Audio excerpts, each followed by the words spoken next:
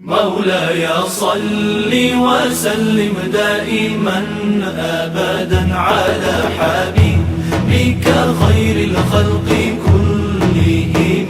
مولاي صل وسلم دائما أبدا على حبيبك خير الخلق كلهم. محمد سيد الكونين والثقلين. محمد سيد الكونين والثقلين. محمد سيد الكونين والثقلين والفارقين من عرب ومن عجم. مولاي صل وسلم دائما أبدا على حبيبك خير الخلق كلهم. مولاي صل وسلم دائما أبدا على حبيبك خير الخلق كلهم. هو الحبيب الذي ترجى شفاعته. هو الحبيب الذي ترجى شفاعته. هو الحبيب. اب پوری ذمہ داری سے یہ تحقیق پیش کر رہا ہوں مکی آیات کے ساتھ، اور رسول اللہ صلی اللہ علیہ وسلم نے بدر کے دن مدینہ شریف میں آنے کے بعد سارے کافروں کی میتوں کو بھی کنویں میں ڈالا. قلیب بدر کی حدیث بخاری شریف میں موجود ہے. اور آ کر منڈیر پر یوں حضور نے اپنا پیر رکھا، قدم مبارک رکھا، فرمایا یا فلان ابن فلان، یا فلان ابن فلان، یا فلان ابن فلان، قد وجدنا ما وعدنا ربنا حقا فهل وجدتم ما وعد ربكم حقا. آج تمہیں پتہ چلا میرے رب نے میرے ساتھ جو نصرت کا وعدہ کیا تھا وہ رب نے پورا کر دیا، اور تمہارے ساتھ جو وعدہ ہوا تھا ذلیل ہونے کا آج تم ذلیل ہو چکے. ابو جہل کا مخاطب کر کے حضور نے فرمایا، حضرت عمر بن خطاب آئے، اور قربان جاؤں حضرت عمر بن خطاب کو شک نہیں تھا، ہمارا شک نکلوا دیا. حضرت عمر بن خطاب آئے اور کہا یہ سنتے ہیں یہ تو مردے ہیں، حضور جن کو بلا رہے ہیں یہ تو مردے ہیں. رسول اللہ نے پیچھے دیکھا حضرت عمر کی طرف، اور آج تک اتنا غصہ نہیں کیا جتنا آج کیا. حدیث اٹھا کے دیکھو، غصے سے فرمایا واللہ ہے ما انتم باسمع لما اقول منہم. عمر تم بھی اتنا نہیں سن رہے ہو جتنی میری بات یہ سن رہے. یہ حدیث میں فیصلے میں سنا رہا ہوں. میں نے کہا تھا اتنی موٹی جگہ ہو، مٹی ہو تو یہ نیچے سے کیسے دیکھ سکتے، اوپر اگر گھاس تسبیح کر رہا ہے تو یہ کیسے سن سکتے، غلام اگر سلام عرض کر رہا ہے تو کیسے سن سکتے ہیں، اگر مرید آ کر دعا کر رہا ہے سلام کر رہا ہے تو کیسے سن سکتے ہیں. گھاس آپ لوگ زندہ ہو نا، ہو زندہ، مشورہ کر لو، اتنی سی گھاس سبز اکھاڑ کے اپنے کان میں دے لو، ابھی وہ تسبیح کرے گا، سنو گے؟ نہیں سمجھ نہیں آ رہی. آپ گھاس اتنی سی پتے اکھاڑ کر اپنے کان میں دے لو، تسبیح کرے گا جب تک سبز آواز آئے گی؟ پھر وہ کیسے سنتا ہے؟ معلوم ہوا قبر والوں کے حواس زندوں سے بھی زیادہ ہوتے ہیں. آپ زندہ جس کی تسبیح نہیں سن سکتے، قبر والا اتنے منو مٹی کے نیچے بھی اس کی تسبیح کو سن رہا ہے. تم حواس کے قائل نہیں ہو، میں حواس کی زیادتی کا قائل ہوں کہ قبر والوں کے حواس زندوں سے بھی زیادہ ہو جاتے ہیں. بلکہ یثبت اللہ الذین آمنوا بالقول الثابت کے تحت اشرف علی تھانوی نے خود تسلیم کیا کہ اگر کسی دادے کا پوتا قبر پہ آئے جو اس کی زندگی میں پیدا بھی نہیں ہوا تھا، وہ پوتا آئے دادے کی قبر پر، تو وہ اپنے خون کو سونگھ کر محسوس کر لیتا ہے میرا پوتا قبر پہ آیا. گرامی قدر حضرات، جب دادا پوتے کا خون سونگھ لیتا ہے تو شیخ کو خبر نہیں ہوتی کہ میرا مرید آیا ہے میری قبر. گرامی قدر حضرات، حیات اولیاء و حیات انبیاء کی طرف یہ چند اشارات تھے جو میں نے آپ حضرات کے سامنے عرض کیے، اور ان دلائل کا کوئی توڑ کسی کے پاس ہو احادیث طیبہ میں نے بخاری شریف اور سیاستہ سے التزام کیا، وہ اس کا کوئی توڑ ہو تو پیش کرے، اور اس کے مقابلے میں ایک حدیث پیش کرے جس میں یہ صراحت موجود ہو کہ انبیاء زندہ نہیں ہوتے، انبیاء زندہ نہیں ہوتے۔ کوئی صراحت نہ کسی قرآن کی آیت میں ہے نہ کسی روایت میں ہے۔ دین کا سارا نظام اسی سے قائم ہے کہ انبیاء کرام بھی زندہ، اولیاء اعظام بھی زندہ، علماء ربانیین بھی زندہ، بلکہ وہ کسی بزرگ نے کہا ہے کہ میں قربان انہاں دے باہو قبر جنہاں دی چیزیں، ان کی قبریں جیتی ہیں، کوئی زندہ کے منہ لگانے کے قائل نہیں ہے، تیار نہیں ہے، اور وہ فوت ہو جائیں تو ان کی یاد میں ہزاروں لوگ جمع ہو جاتے ہیں۔ یہ ان کی زندگی کی نشانی ہے۔ اللہ تعالیٰ ہمیں ان کی زندگی کو ماننے کی اور ان کی حیات طیبہ سے فیض حاصل کرنے کی توفیق عطا فرمائے۔ وآخر دعوانا حضرت لوط علیہ السلام دیگر نبیوں کے لیے وہ بھی ایک آزمائش ہے، امتحان ہے، اس کی حکمتیں ہیں، رب نے قرآن میں بیان فرما دی۔ باقی فرمایا جوڑ بھی ایسے ہم نے بنائے، جوڑ بھی بنائے، الخبیثات للخبیثین والخبیثون للخبیثات والطیبات للطیبین والطیبون للطیبات۔ مرد اگر محمد رسول اللہ ہیں تو بیوی بھی خدیجۃ الکبریٰ عطا فرمائی۔ مثال ہے۔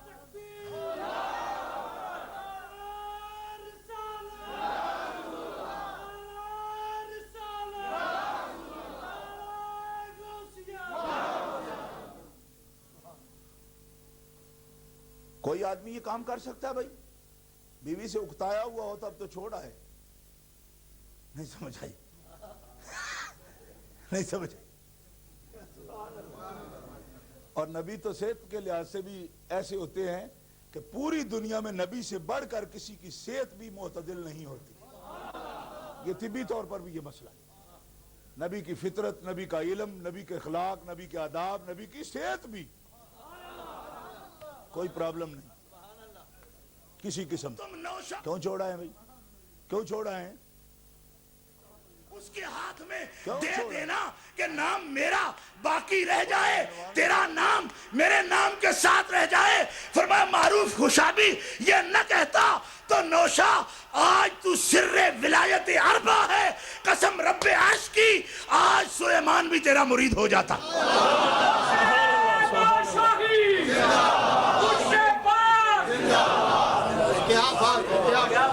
پیار سے کہیے سبحان اللہ، پیار سے کہیے سبحان اللہ۔ آج سلیمان نوری حضوری بھی تیری بیعت کرتا۔ مجھے معروف خوشابی نے، حضرت شیخ نے کہا کہ نسبت پہ تیرا نام آنا چاہیے، تیرا نام آنا چاہیے تاکہ سلسلہ سونے کی زنجیر ہو جائے، نام منقطع نہ ہو جائے تیرا، ورنہ جتنے تیرے ہاتھ ہیں، بات سمجھ آ رہی ہے، جتنے تیرے ہاتھ ہیں وہ سب ہاتھ نوشا کے ہاتھ ہیں، کیونکہ نوشا کب بنا؟ جس محفل میں محمد رسول اللہ موجود تھے، حضور غوث الثقلین موجود تھے، حضرت سخی معروف خوشابی موجود تھے، حضرت شہنشاہ سخی سلیمان نوری حضوری موجود تھے، اور اس میں حضرت سچیار رحمہ اللہ فرماتے ہیں کہ اس مجلس میں خلعت نوشاہیت جناب غوث الثقلین نے باذن محمد رسول اللہ حضرت نوشا کے سر پہ اذن نوشاہیت اور امامہ نوشاہیت سجایا، تو نظر میں یہ کمال حاصل ہوا کہ اگر نظر بسوئے قریہ فرمودن وحوش و طیور و جن و انس نوشا می کنید، اگر نظر کرتے ہیں کسی بستی کی طرف تو پرندے درندے بھی جن و لیکن رب نے ہمارے دلوں کی الاٹمنٹ اپنے رسول کو کر دی ہے، اور ہم مانتے ہیں کہ ہم رسول کی پراپرٹی ہے، ہم مانتے ہیں ہم رسول اللہ کی پراپرٹی ہے، رسول ہمارے مالک ہیں، کون ہے رسول ہمارے مالک ہیں۔ اور ایک بات اور بھی سنیو، بات کرنے میں تم لوگ جھجک جاتے ہو کہ شاید مولوی پھر کھسک نہ جائے، مولوی نہیں کھسکے گا، بخاری سے دکھائے گا، بخاری سے صحیح بخاری سے دکھائے گا۔ اللہ اکبر۔ حضرت عمر بن خطاب کہتے تھے یا رسول اللہ ہم تو آپ کے بندے، حضرت عمر بن خطاب کی روایت بخاری سے نکال کر دکھانا میری ذمہ داری ہے کہ حضرت عمر بن خطاب کہتے تھے رب نے ہی ہمیں یہ معرفت دی ہے کہ ہم آپ کے بندے، رسول اللہ ہم آپ کے غلام ہیں، مستقبل مستدرک میں امام حاکم نے لکھا حضرت علی کہتے تھے انا عبیدم من عباد محمد، ہم تو محمد کے غلاموں میں سے ادنا غلام ہیں۔ اگر حضرت عمر کہہ سکتے تو ہم کیوں نہیں کہہ سکتے؟ لوگ کہتے کھانا کھاتے تھے، پانی پیتے تھے، میں نے کہا بغیر سہارے کے کھڑے ہوتے تھے، یہ بھی تو دیکھو، بغیر سہارے کے لامکان پہ کھڑے ہوتے تھے، کھانا نظر آتا ہے بغیر سہارے کے، ایک وجود بشری کا، ایک جسم بشری کا بغیر سہارے کے لامکان پہ کھڑا ہونا تمہیں نظر نہیں آتا۔ فرماتے میں کھڑا تھا کہ ثم دنا، پہلے میرا رب قریب آیا۔ یہ استقبال نہیں ہے، یہ استدبار ہے مسئلے کا۔ زور سے کہیے سبحان اللہ۔ پہلے کون قریب آیا؟ کون آیا؟ کون آیا؟ اس طرح اللہ ہوتا ہے۔ اور کون آیا؟ اوئے آپ کو سمجھ آئی کہ نہیں؟ کون آیا؟ کون آیا؟ کون آیا؟ آگے بندے بولے زور سے بولو نعرہ تحقیق۔ جس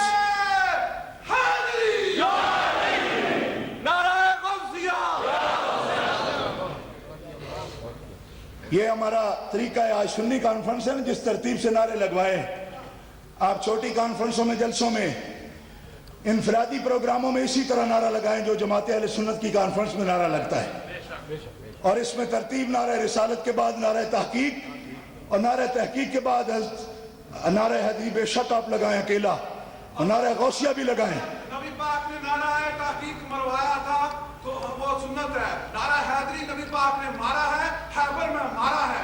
نہیں، کسی نے نہیں مارا، ان لفظوں کے ساتھ نعرہ تکبیر بھی کسی نے نہیں مارا۔ جو کچھ ہم کہتے ہیں یا آپ یہاں آ جائیں آپ سنا لیں۔ نعرہ تحقیق کے ثبوت کا ہو گیا، عرفان شاہ صاحب کا نام پہنچ گئی۔ نہیں بات سمجھ آئی؟ جب وہ نعرہ ہی لگائیں گے جو رسول اللہ نے لگایا ہے تو عرفان شاہ کا تو نہیں لگایا آپ نے، پھر آپ نے کیوں لگایا ایسا نعرہ؟ نہیں چھوڑ کیسے دی؟ ہم نے کو پکڑ رکھا ہے۔ آپ تسی ایڈے سوڑے کیوں پہ گئے؟ تسی نہ دفاع کرنے واسطے آئے ہو؟ اب سنو جملہ میرا، جو کہے نعرہ تحقیق کی کوئی تحقیق نہیں یا ثبوت نہیں، وہ نطفہ حرام ہے، اس سے نطفہ بھی کوئی تحقیق نہیں ہے۔ امتی بھی جنت سے باہر آتا میں راضی نہیں ہوں گا۔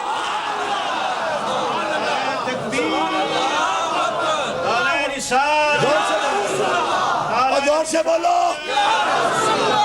مصطفیٰ شاہ صاحب پیر صاحب کی قیامت، مرحبا کی قیامت، مرحبا مرحبا یا مصطفیٰ، مرحبا یا مصطفیٰ، مرحبا یا مصطفیٰ، مرحبا یا مصطفیٰ، مرحبا یا مصطفیٰ، مرحبا یا مصطفیٰ، مرحبا یا مصطفیٰ۔ سبحان اللہ، سبحان اللہ۔ اعلیٰ حضرت رحمت اللہ علیہ اس لیے فرماتے ہیں خالق کل نے آپ کو مالک کل بنا دیا۔ یا رسول اللہ، خالق کل نے آپ کو مالک کل بنا دیا۔ یہ لفظ بولے نا اپنی زبان سے۔ جنت البقیع میں جو عشرہ مبشرہ کی اور بدری صحابہ کی اور بڑے بڑے شہداء صحابہ کی جو قبریں تھی، تم نے ان کو مسمار کیا، کیا ان کے بارے میں بھی تمہارا یہ عقیدہ ہے کہ وہ کافر تھے؟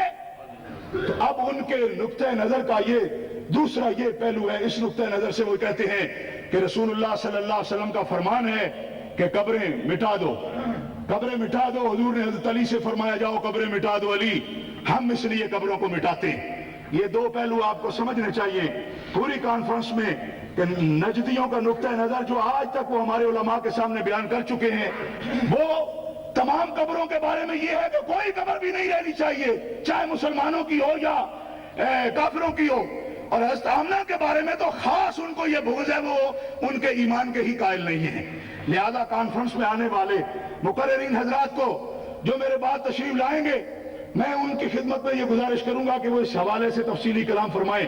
لیکن میں اس موقع پر آپ حضرات کے سامنے علامہ سعیدی صاحب کی بات کو آگے بڑھاتے ہوئے کہ انہوں نے اعلیٰ حضرت رحمت اللہ تعالی علیہ اور علامہ جلال الدین سیوطی رحمت اللہ علیہ کی ترتیب سے جو مسائل ہیں ان کو بیان کرنا شروع کیا تھا لیکن وقت مختصر ہے.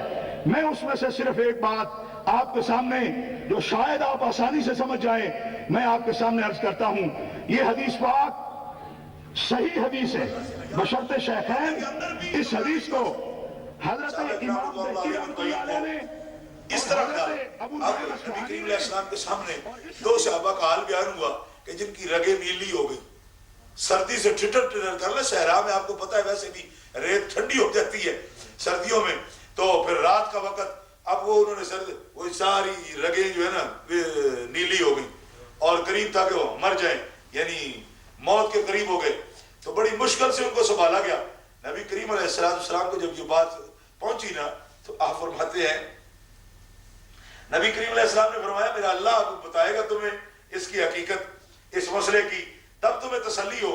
اللہ تعالیٰ نے اسی وقت جبریل امین کو نازل کی اور یہ آیت کریمہ قرآن پاک کی الا انہم یسنون صدورہم لیستخفوا منہ الا حین یستغشون ثیابہم ویعلم ما یسرون وما یعلنون. یہ آیت کریمہ نازل ہوئی. فرمایا حبیب ان سے یہ تو پوچھو, بڑے پردے داروں سے یہ تو پوچھو کہ اگر تم چار دیواری کے اندر مجھ سے پردہ کرتے ہو تو پھر کیا کپڑے کے اندر میں نہیں دیکھ سکتا؟ پھر کپڑے پہن کر کے غسل کرتے ہو. بھئی چار دیواری میں جب تم مجھ سے نہیں چھپے تو یہ عقیدہ رکھتے ہو کہ کپڑے میں مجھ سے بات آتی بھی نہیں ہو, سبحان اللہ بھی نہیں کہتے ہو. اور خدا کے بندو وَإِذَا سَأَلَكَ میں نے کہا بڑی فاسٹ ٹرین ہو تم اور عجیبوں پر پہنچ گئے ہو. اِذَا سَأَلَكَ تو سمجھو فرمایا بندے میرے ہیں پر میرا راستہ جب تجھ سے پوچھے اے محمد تو پھر میں ان کے قریب ہوتا ہوں.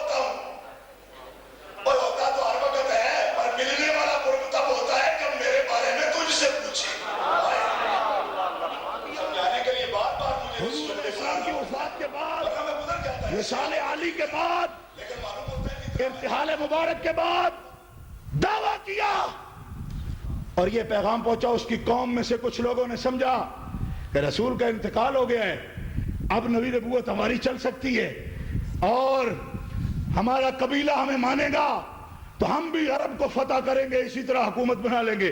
ان کو کیا پتا تھا کہ نبوت کوئی سیاست نہیں ہوتی, نبوت کی تائید تو خدا کی طرف سے ہوتی ہے. ان فتنوں کی عمریں 50 سال 60 سال 100 سال ہو سکتی ہیں, لیکن جس نبوت کی حدیں عمر کی قیامت تک جائیں, قیامت کے بعد بھی عرصہ محشر میں جس کے جھنڈے کے نیچے 1.25 لاکھ نبی جمع ہوں, وہ نبوت کسی سیاست یا انتظام کا نام نہیں ہوتا, اللہ کی تائید کا نام ہوتا ہے.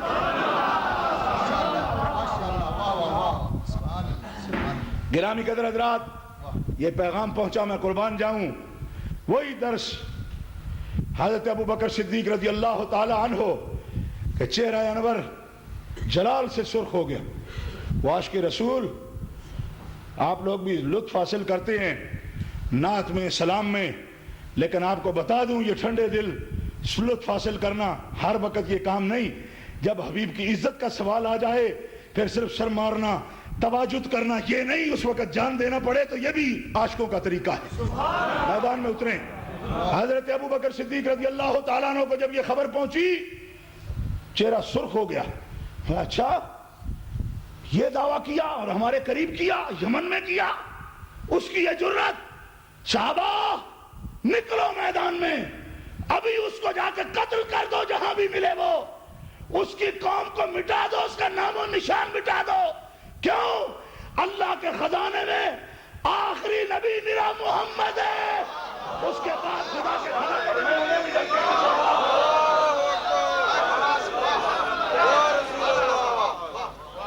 بات سمجھنے کی کوشش کریں آپ.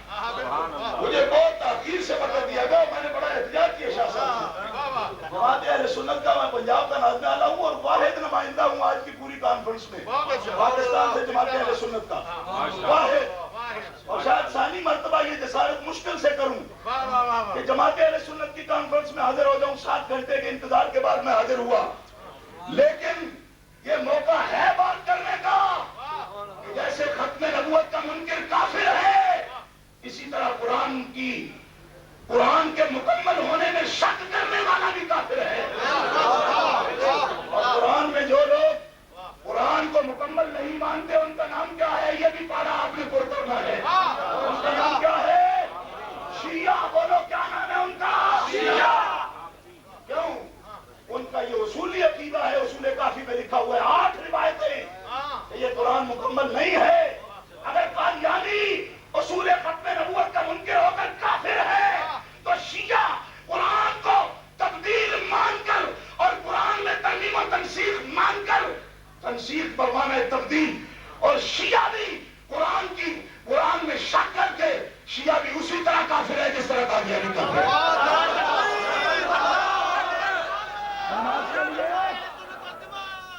تو فرض اگر نص قطعی کے بغیر ثابت نہیں ہوتا تو شرط نص قطعی کے بغیر کیسے ثابت ہوتی ہے؟ علماء اصولیین بھی تشریف فرمائے، میں ان کی خدمت میں عرض کرتا ہوں دستبرستہ الحمدللہ سے لے کر والناس تک 30 پارے قرآن میں اللہ کا ایک حکم بتاؤ کہ 17 مہینے تک رب نے بیت المقدس کو قبلہ مقرر کیا تھا، نکالو۔ حجیت حدیث نہ ماننے والوں 30 پارے قرآن میں یہ نکال کر دکھاؤ کہ اللہ نے بیت المقدس کو قبلہ مقرر کیا، کہاں حکم ہے؟ جو نکال کے دکھایا اہل قرآن فقیر اس کو 1000 پاؤنڈ انعام دینے کو تیار۔ پیار سے کہہ دے سبحان اللہ، چندہ کر کے نہیں دوں گا، میرے جیب میں اس وقت میرے جیب میں ہے، آپ ڈر کے کیوں بولتے ہیں؟ زور سے کہہ دو سبحان اللہ۔ 30 پارے قرآن سے نکال کر دکھاؤ کہ بیت المقدس رب نے اپنے حکم سے قبلہ مقرر کیا ہو۔ 17 مہینے تک نماز ہوتی رہی، تب بھی تو استقبال قبلہ شرط تھا، تو کس کے حکم سے شرط بنا؟ حدیث کو چیلنج کرنے والوں میدان میں آؤ، میں علم حدیث کا ایک ادنا خادم عرض کرتا ہوں اور قرآن سے ثابت کرتا ہوں حجیت حدیث 17 مہینے تک بیت المقدس شرط بنا رہا، اس کا استقبال۔ رب کا حکم موجود نہیں ہے پورے قرآن میں، تو کس کے حکم سے شرط بنا؟ یہ تو بیماری پوری نماز میں رفع یدین نہیں کیا کسی نے، ابن مسعود نے رفع یدین نہیں کیا، اور یہ معلم ہے۔ اور اب میرا چیلنج سنو، چیلنج یہ ہے کہ لوگ کہتے ہیں ہم رفع یدین سنت کے مطابق کر رہے ہیں، میں آپ کے سامنے حضور کا حکم رفع یدین نہ کرنے پر، تکبیر افتتاح کے بعد رفع یدین نہ کرنے پر میں مسلم شریف سے حدیث پیش کرنے کا پابند ہوں کہ حضور نے منع کیا ہے، اور اگر کوئی شخص سیاستہ سے ایک حدیث قولی پیش کرے کہ حضور نے تکبیر افتتاح کے بعد رفع یدین کرنے کا حکم دیا ہے تو ہر حدیث پر فقیر 10,000 پاؤنڈ کا انعام دے گا۔ ہے کوئی مرد میدان تو نکل کے رہا ہے مقابلے میں۔